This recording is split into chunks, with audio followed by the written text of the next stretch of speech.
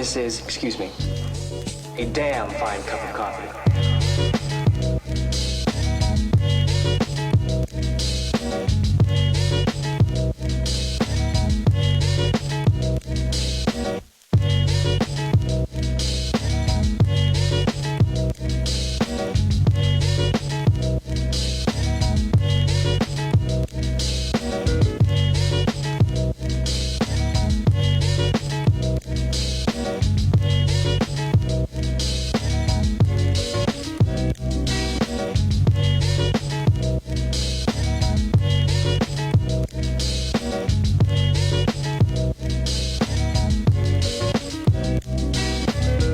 Let you in on a little secret. Every day, once a day, give yourself a present. Don't plan it, don't wait for it, just let it happen. It could be a new shirt at the men's store, a cat nap in your office chair, or 2 cups of good, hot, black coffee. Like this. A present. Like Christmas.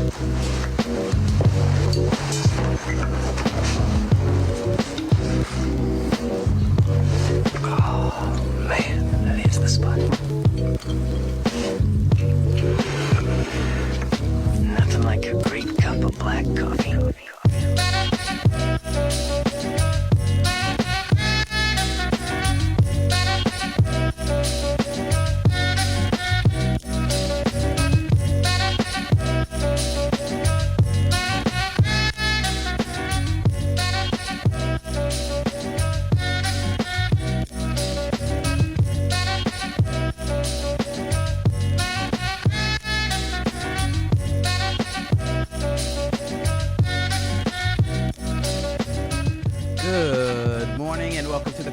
Show. It is Monday, July. Oh gosh, what Joe? Is today the 19th? Today is the 19th. It's the 20th. Wow, today is the 20th. July 20th. Hang on one second. Oh my goodness.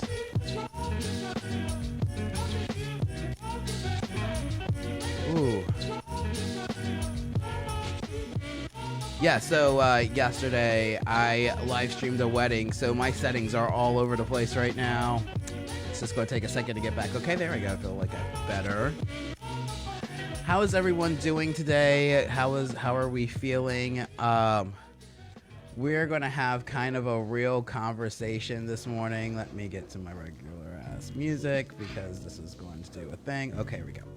Okay. Let's do this. Good morning, Blue. Good morning, Bomar. Good morning, Velvet. Good morning, B. Good morning. Yeah, it is one. It is hot outside. Yesterday was horrendous. I live streamed a wedding outside yesterday in 100-degree heat. I thought I was going to die.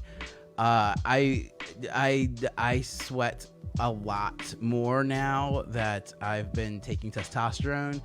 And then like combine that with it being just freaking hot. Like I don't remember ever sweating through like an entire shirt as bad as I sweat yesterday. It was horrible. So yeah, that happened. Oh no. Hold on a second.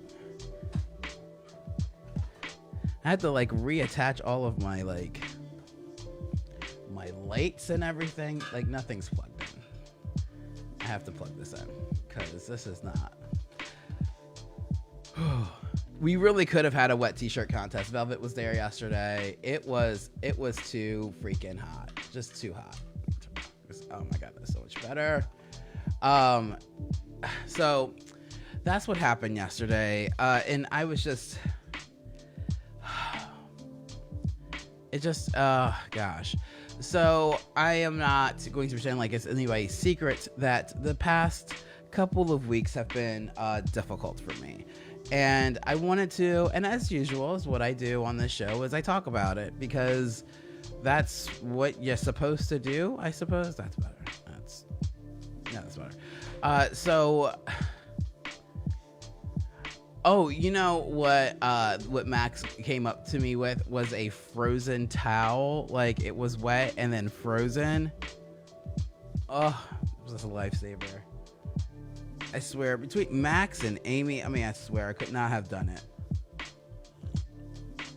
Could not have gotten through that without Amy boy. Oh my gosh, Amy saved me so hard yesterday. And so did Noah. I ran into a friend. B, I don't know if you remember Noah. He was a DC King. Did a lot of performing with like the Imperial Court. Showed up. I mean, I was like, oh my gosh, Noah. And Noah showed up and came right to work like a really great stage manager would. Noah, or the stage. He was Noah's also the stage manager for the DC Girly Show. So I was very, very, very happy to see Noah. And they really did. They helped me out and got me through this. I set up like what I was doing, which was 3 cameras and just like some basic shit. Took me, which should have taken an hour to get set up, took me 2.5 hours to get set up because it was so hot. And good morning, Gabby. Took me 2.5 hours to set up, and then like it just felt like everything was just like everything went wrong. Like anything that could have gone wrong went wrong, and then some. All of a sudden, which is another reason why I was late today, because like nothing worked. Nothing, like this camera that I'm using now wasn't working. All of my little webcams were barely showing up, and it was just like everything just was, it was not ideal. And it took me a while this morning to kind of get things back, because I still have no idea what crapped out on me. I had to restart my computer this morning and kind of like go through some stuff to figure out where the hang up was, and then at some point I was able to turn my camera on and it showed up. So yeah. And good morning, Zach. It was not the amount of guilt that I'm holding on myself because of how poorly that was done. I was like, and yeah, Blue, I'm really thinking that it was the heat that was like fucking with all of my stuff. It was hot and super, super humid. And like nothing wanted to work. I was very angry. I was not happy. But so we got through it. People were able to watch it on Zoom. Like they had about 100 people watching on Zoom, and it was actually really beautiful. There was a point where the people on Zoom did toast. I had this set up so that not only was the streaming, but I was also playing music, so that I had to play the DJ and doing this whole setup, because the music had to go through the computer into Zoom and also go out to these speakers so that everyone could hear, so that there was like this simultaneous thing happening, which it broke my brain. That broke my brain.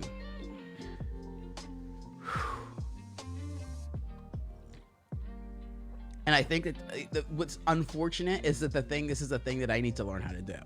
Hybrid events are just going to be something that, because it's more than a new normal. This is actually being able to do a very cost-efficient hybrid event that's not from like, some major network, but going to a drag show where people from all over the world can see. Because now you're doing drag shows and you're showing your videos and stuff like that, and it's not just the 50 people, 20 people, 10 people, or whoever shows up to your little dive bar show who's watching you perform.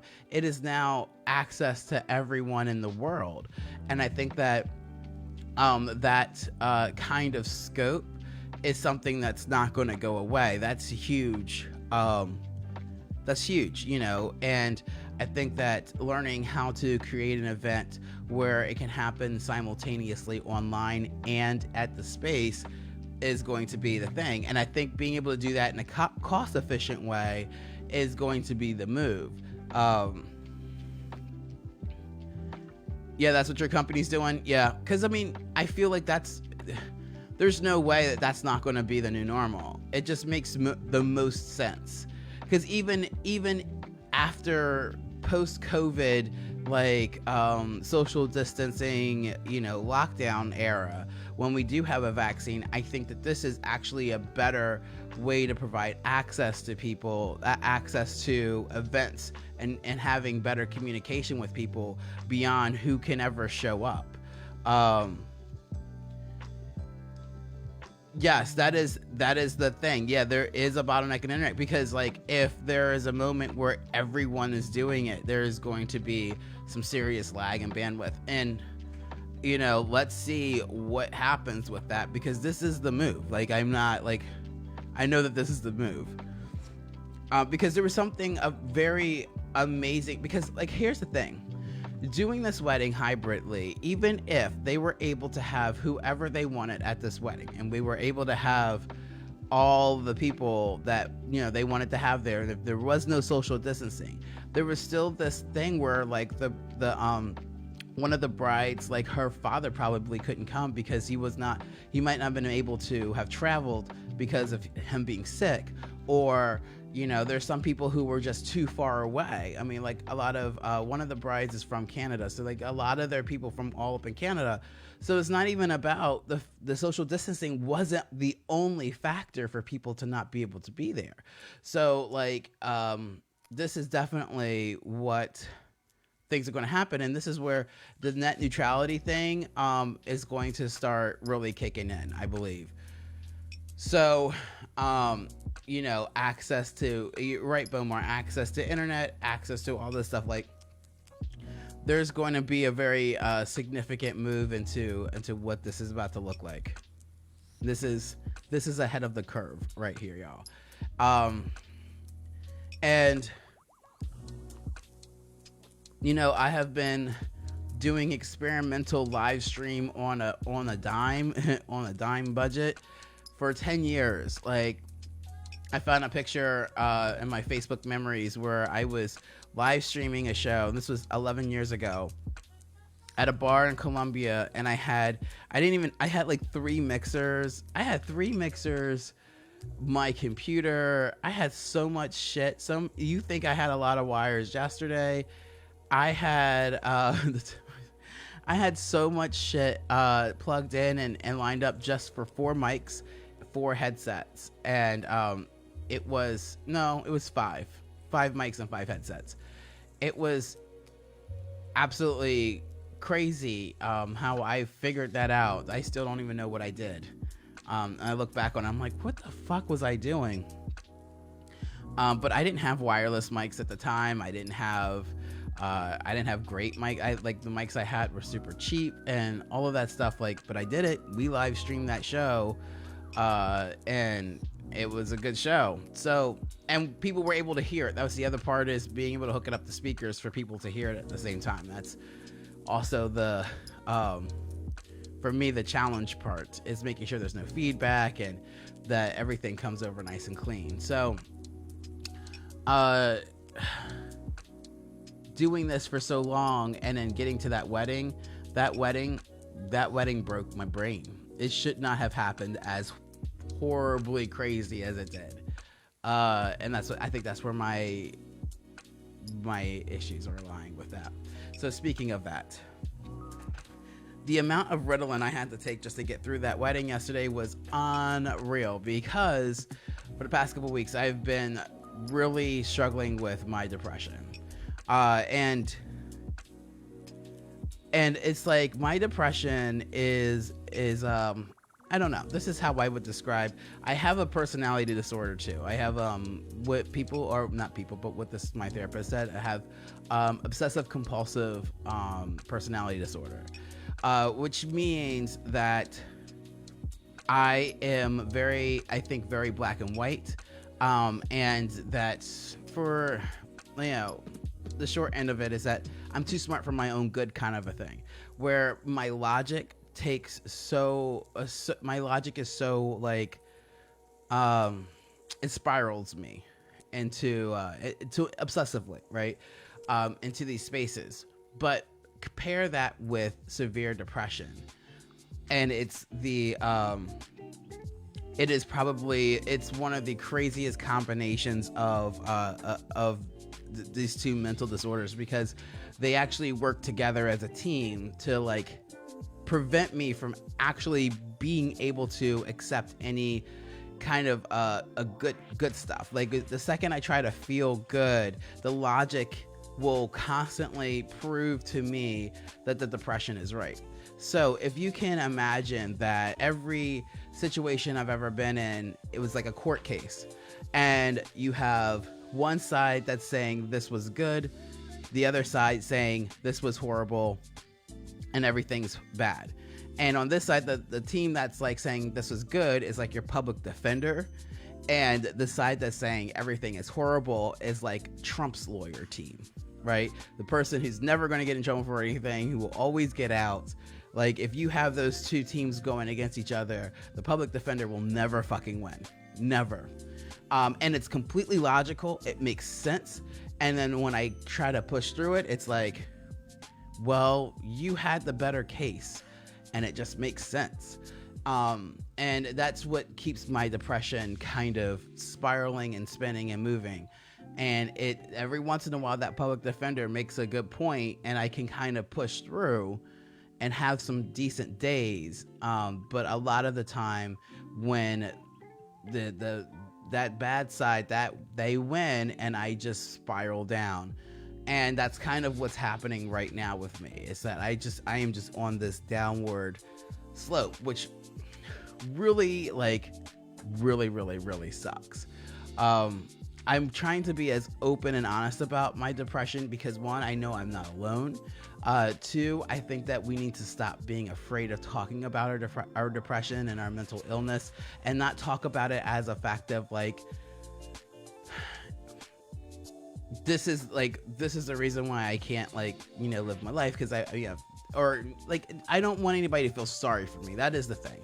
I don't need anybody to feel sorry for me. I don't need anybody to pity me. I don't need any things. This is just what's going on with me.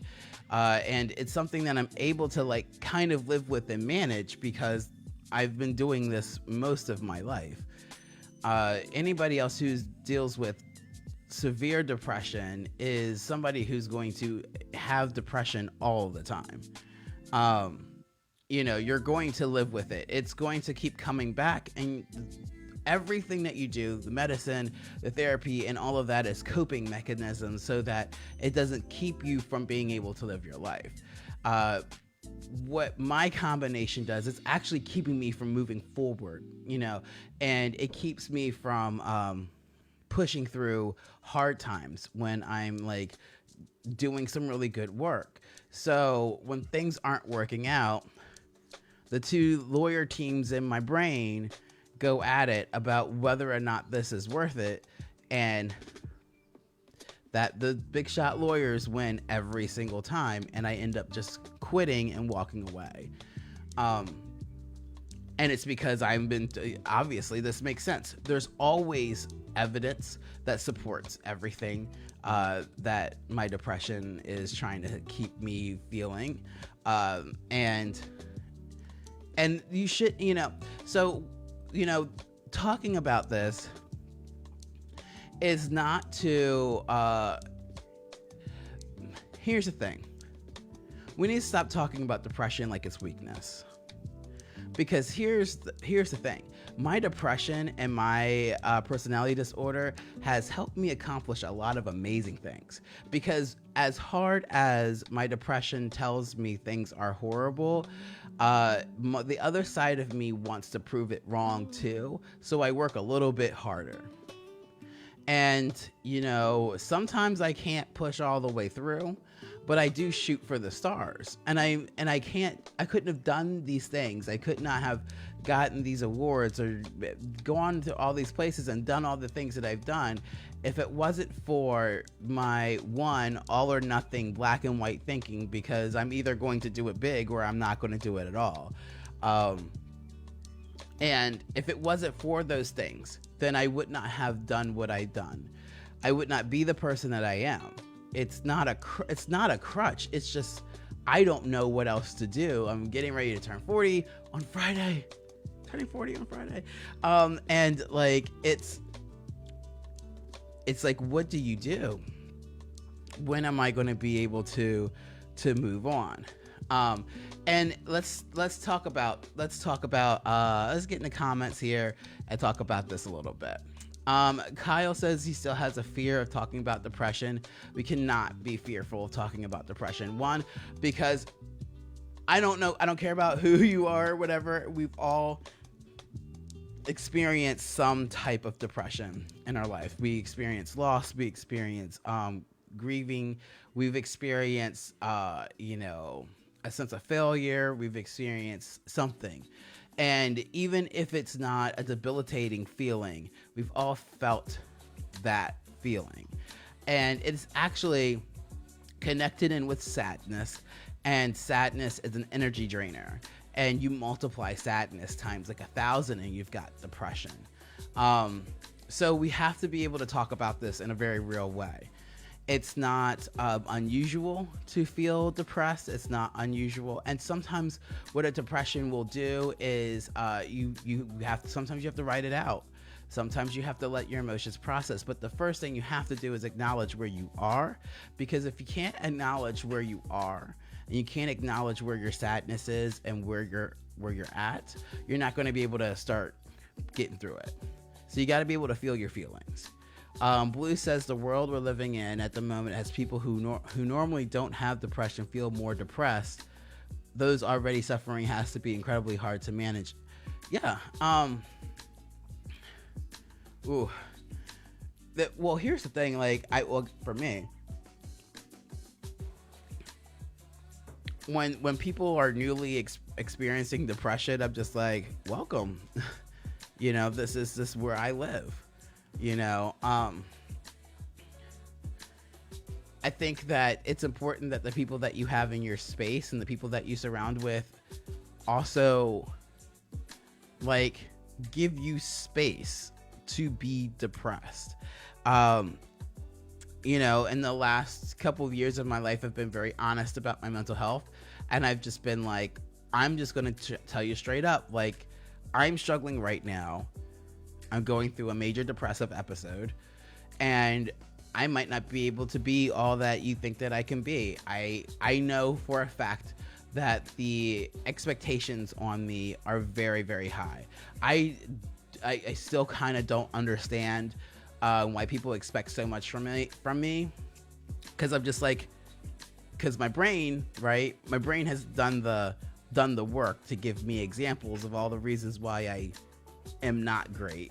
And I could be like, you can't see all of these things that are going on, all these things that I've done that give you absolutely no reason to actually trust that I can actually do anything.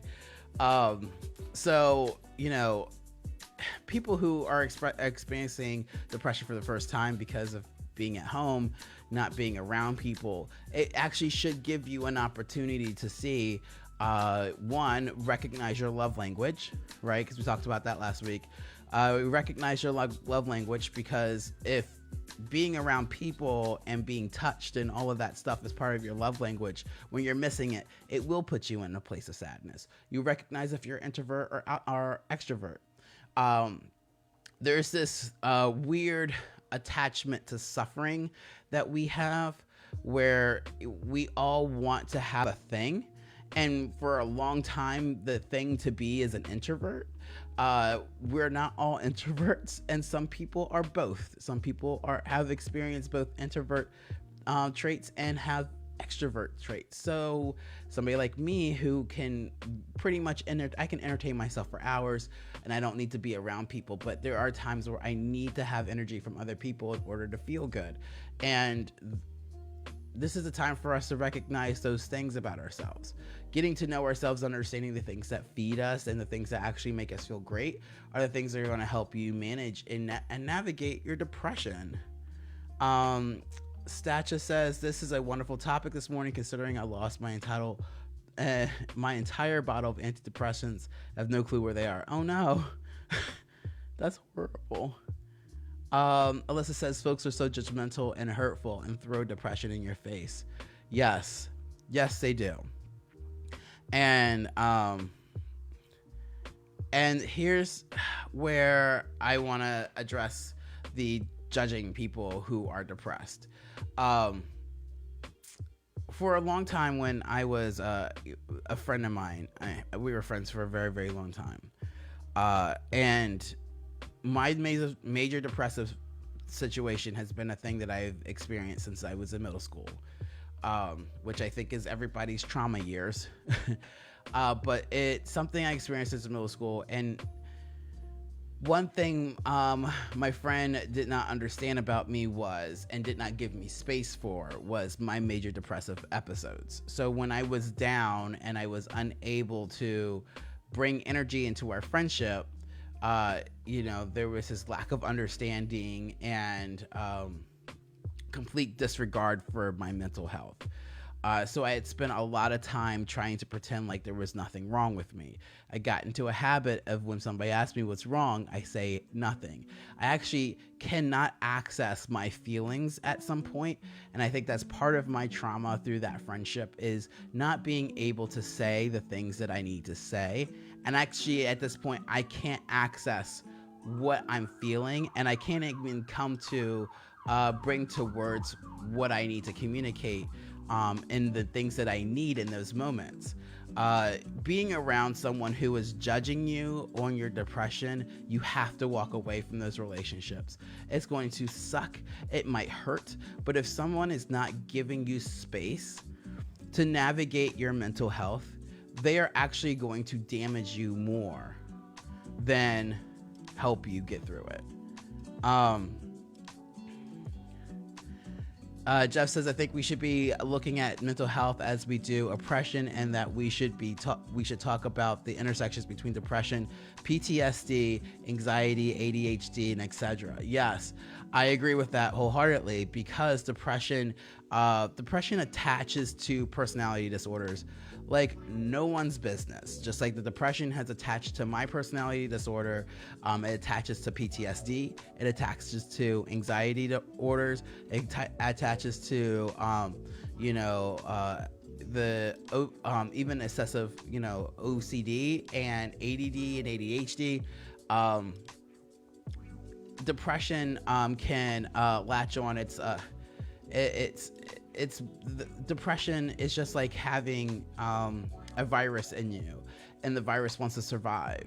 And the easiest way for depression to survive is to attach to your personality disorders. It makes it easy. It goes, okay, where's your weak point? And your personality disorder is your weak point.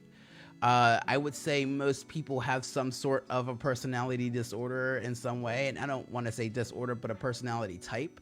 The personality disorders are things that actually prevent you from accessing healthy ways of living. So being type A is not a personality disorder, but being type A is something that depression can latch onto, because there's parts of being a type A person that has weaknesses. Fear of failure and, not being heard, or, things like that. Your depression will attach to those things and really drive you into. B says it depends on your type of depression too. Like lately, it's felt like I live here and everyone else is just joining, due to all the things that are going on. True. Kyle says, when people come to me saying they have depression, I help them. It normally throws me before depression lives, because I pick up on others' feelings and such. I feed off of people, but mainly my depression is linked to my body. Fair. B says, mine manifests physically for the most part. I'm not leaving the house or the bed, and things that I struggled with before the world ended. Yeah. Rick is giving everyone a heat advisory. Alyssa says, sometimes you don't have words. You just go in and Robopilot and do the best you can. Yes. Good morning, Griffin. And Kyle says, yes, when I get depressed, my OCD or CDO, since it has to be in alphabetical order, comes through so bad that I have to stop myself and just walk away. Yeah. And Alyssa says, for me, I can't be fixed, so I need patience and understanding. I work on being my best every day, and I access coping skills daily, dealing with all the loss. It's been excruciatingly painful. I concentrate daily on centering and processing. Yes, and coping is key, right?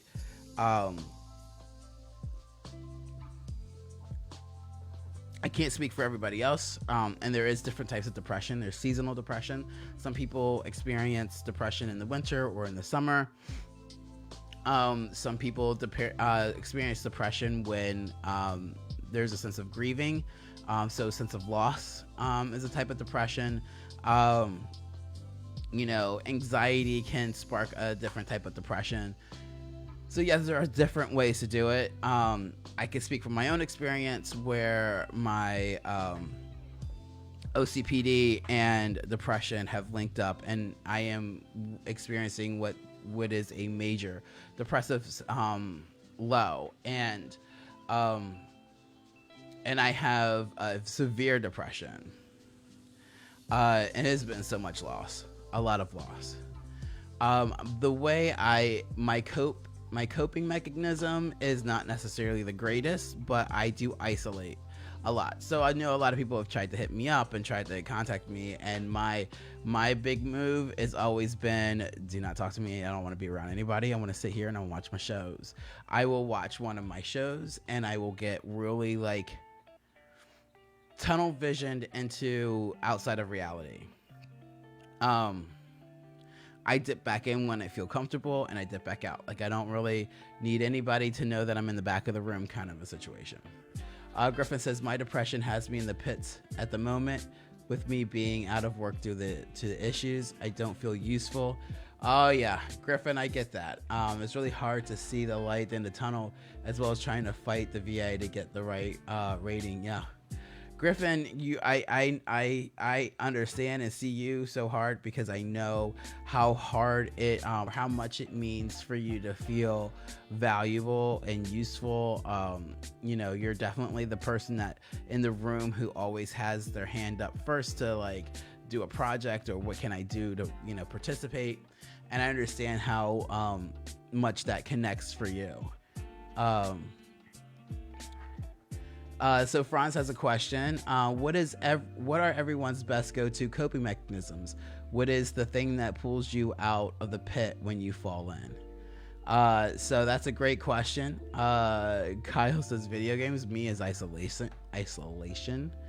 And I've had to tell myself over the years to stop making decisions when I'm depressed. There were times where I would get depressed and I would destroy all of my friendships, burn every bridge. I would quit my jobs. I would throw stuff away, like physically. There's so much stuff that I have thrown away over the years, like, some of my projects things, and I chuck them. I will go through a moment where I will purge and I will throw everything away. And I getting real close to those feelings, but I try not to make any major decisions while I'm down. That is number one. Do not make any decisions.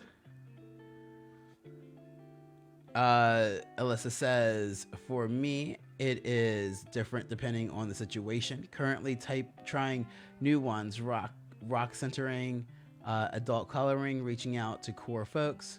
Also projects, and I'm not allowed to stop until I'm complete. Yes. Blue says something that requires my full attention, doesn't allow for thought outside that project. And I love that too. Yeah. Like something that just like takes you away from thinking about anything else. Like, any kind of project, painting, building something using your hands.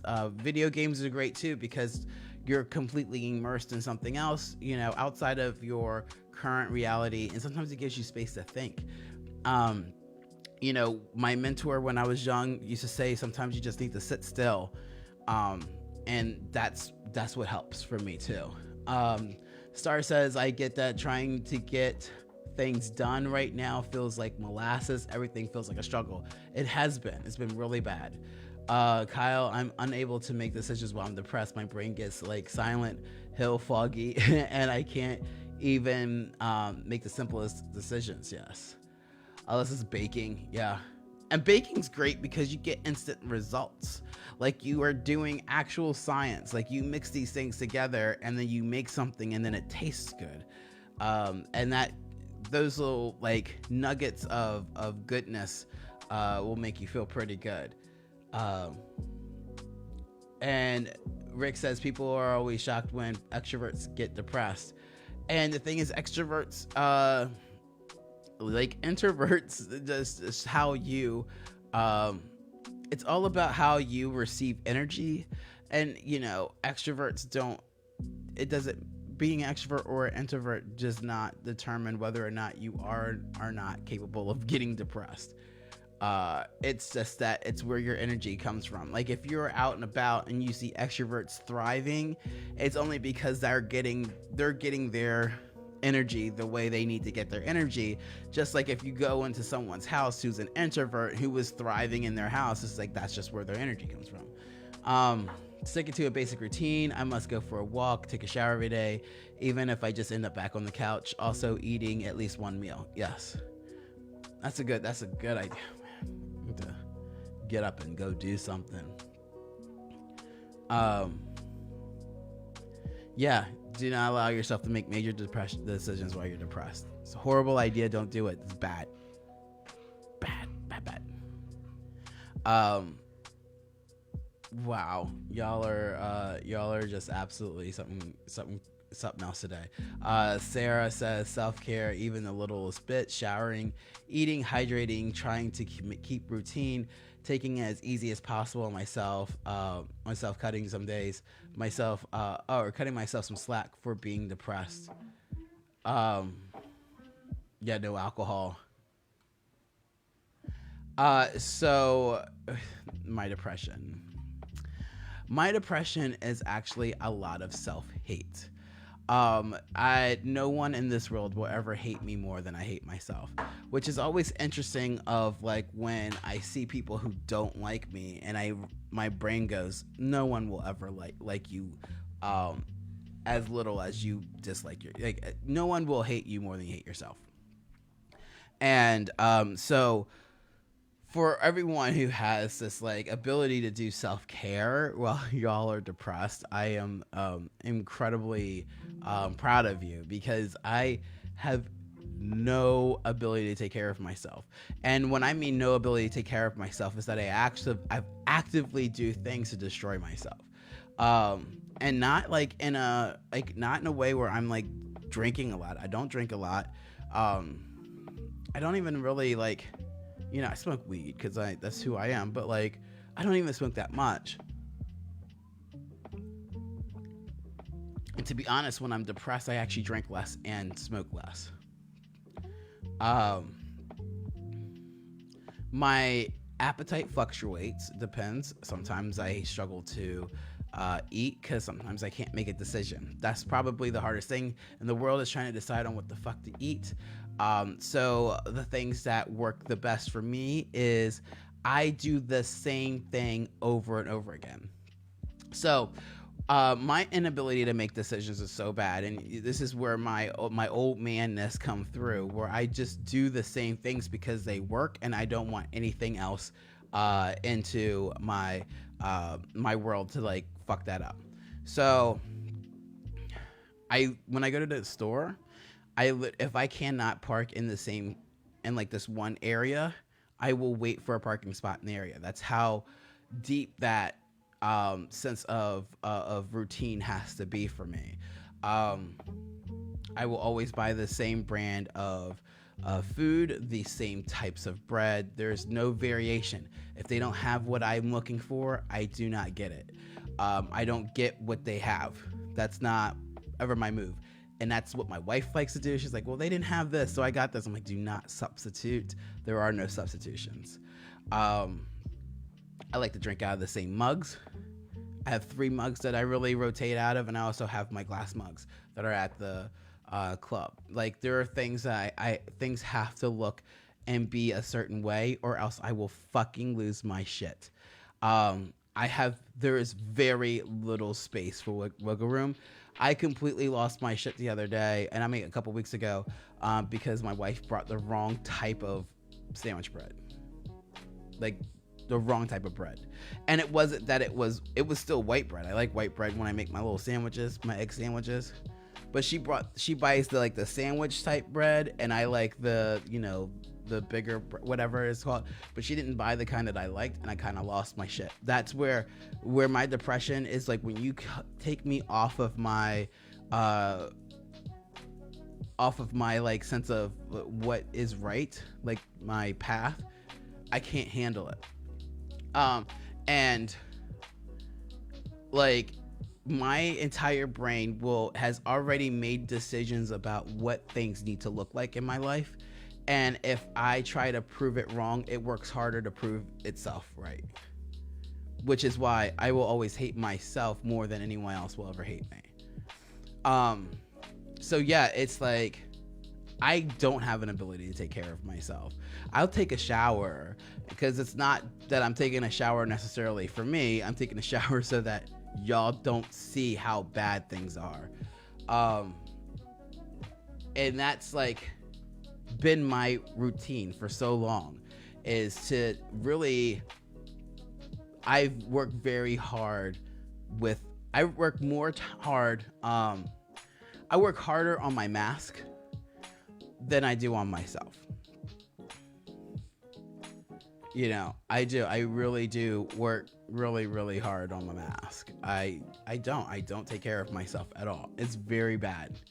And as the years go by, I'm just like, am I ever going to start doing that?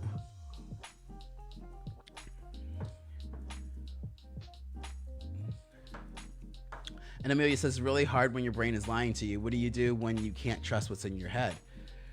And that's the thing. My brain works really hard to prove itself right.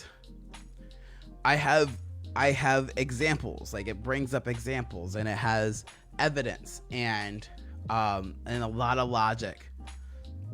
So even if my brain is lying to me, it is lying to me in a way that is like saying, well, I told you, and here are the examples of why. Yeah,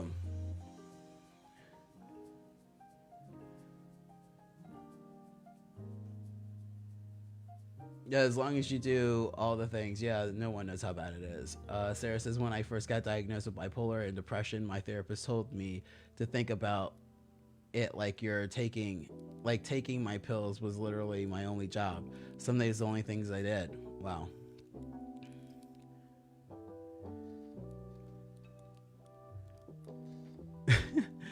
Griffith says, my therapist has me working on a mask and have no clue what the hell to put on the damn thing. I would just paint it. I was like, look, I made my mask blue. I'm like, I wouldn't know.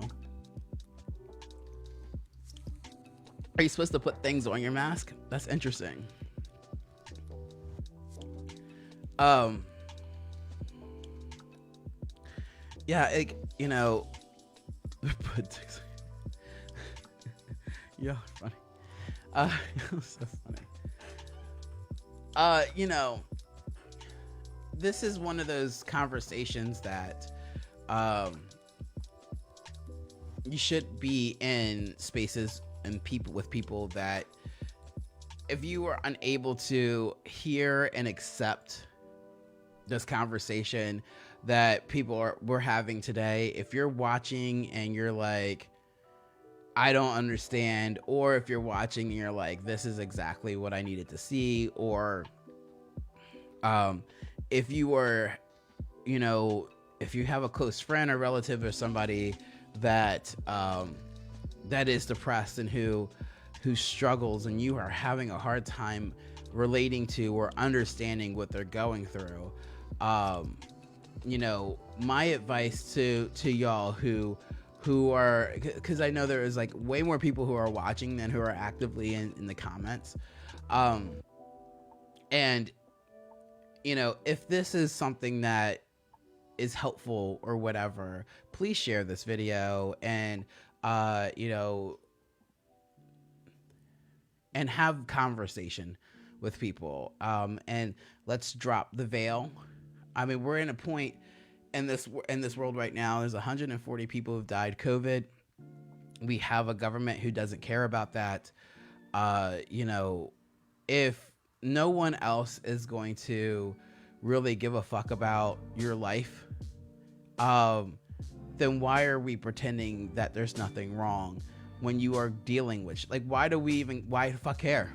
Like, at this point, why the fuck do we care? So drop the veil. You know, let's talk about our mental illness, especially if you are, especially all of my BIPOC people who are watching as well. I understand the stigmas against having mental illness and being able to talk about it. We don't have that privilege to be able to be vulnerable in this kind of way, because showing weakness puts us at an extreme disadvantage. If we are not 150% better than our white counterparts, then we don't stand a chance. And admitting our mental illness and our weaknesses brings us down, and it doesn't give us the advantages that we need to actually get half as far.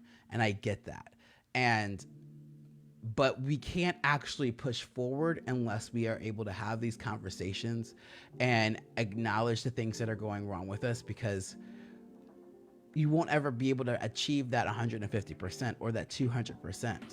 You'll never be able to maintain it, no matter how hard you try. And trust me, I've tried, and I have done all of the things that I can do to push to that level of excellence, but I can't maintain it. I never can, and I don't know if I ever will.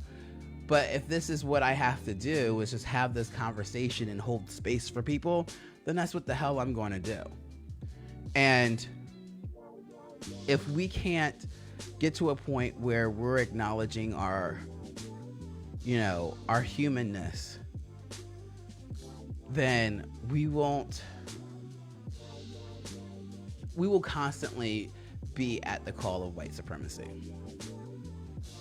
And that is just the truth. If we are only allowing white folks to be able to hold space like this, then we won't push through. We'll just be continuing to live in this world and be sick and pretend like we're not. And studies have shown that stress, microaggression, depression, mental illness leads to more physical illness for Black folks than any other people in this country. And if we aren't right with that part, and while people want to talk about our food, our Southern food, and the food that we grew up eating, talking about that's the reason why we're sick, they keep putting that shit on our ancestry and our lineage as to why we're sick, instead of giving us the space to realize that the reason why we're sick is because of mental illness, microaggressions, and stress. We'll continue to die early, and that's not what's going to help us in the long run either.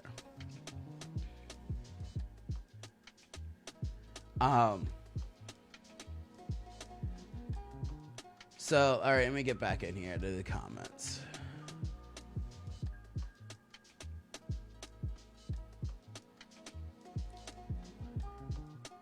Alyssa says, if you feel uncomfortable, imagine what your loved ones feel like. You can just sit and listen. I have felt my best when two of my friends sat still with me and just listened. I also gathered some of the best insight during the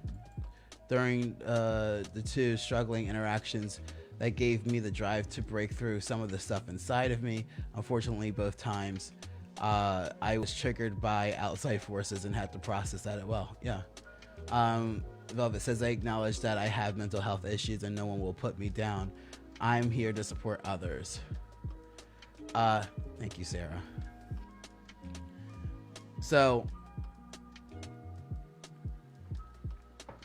I encourage everyone to share this video. I encourage us to continue to have these conversations. I'm encouraging us to actually acknowledge and push through our mental health issues, to support one another and give each other space. If you recognize or see that someone that you care about is dealing with mental health issues, be supportive, and however they need to process and deal with their mental health. And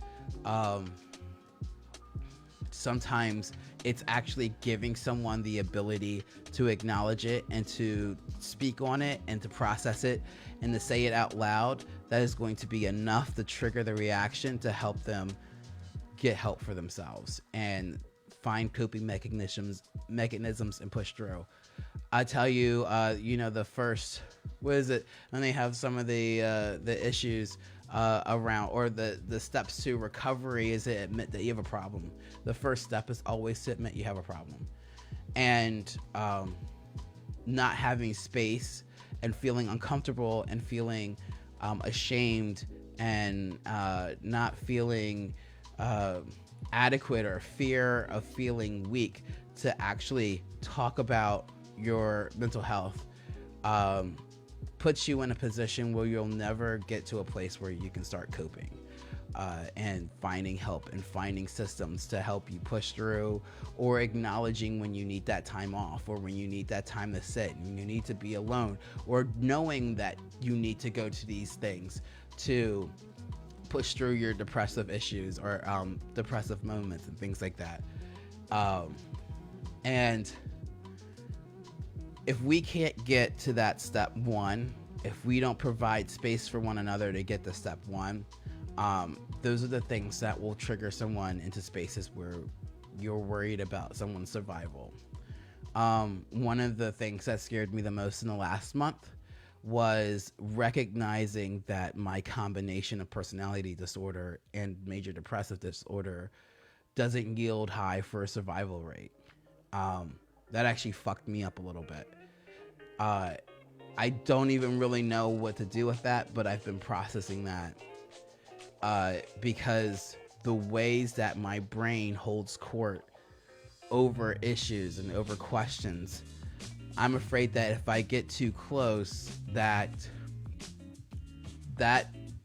those Trump lawyers over there, those really good lawyers, will come up with a very strong reason. And that scares me very, very, very much. So as I'm trying to figure out how to fuck to deal with that, because it's a very real feeling, I continue to try to figure out how to speak my truth, tell y'all what I'm going through, and try to hold space for y'all as much as I possibly can, because all I know now is that I don't know what my future looks like, and if all I can do is make sure that I can help someone else, then that's what the fuck I'm going to do. So while I get out of here, make sure you like, share, and follow the Coffee with Chris show. Tell your friends why you like to get up in the morning and have coffee with me. Make sure you join the Coffee with Chris show group. Share your ideas, your thoughts, your articles, your events, and so on and so forth. And until tomorrow, Tara Newhole will be on tomorrow. We're going to talk about what it's like to be trans and non-binary in the workplace. And then the question of the day, I believe, is what is your birthday tradition, as I'm getting ready to click over to another year. So until tomorrow, I hope that y'all have a fantastic Monday. It is hot. If you have a garden hose or something, go spray yourself down. Do something that makes you feel good today. But until tomorrow, I'll see you then.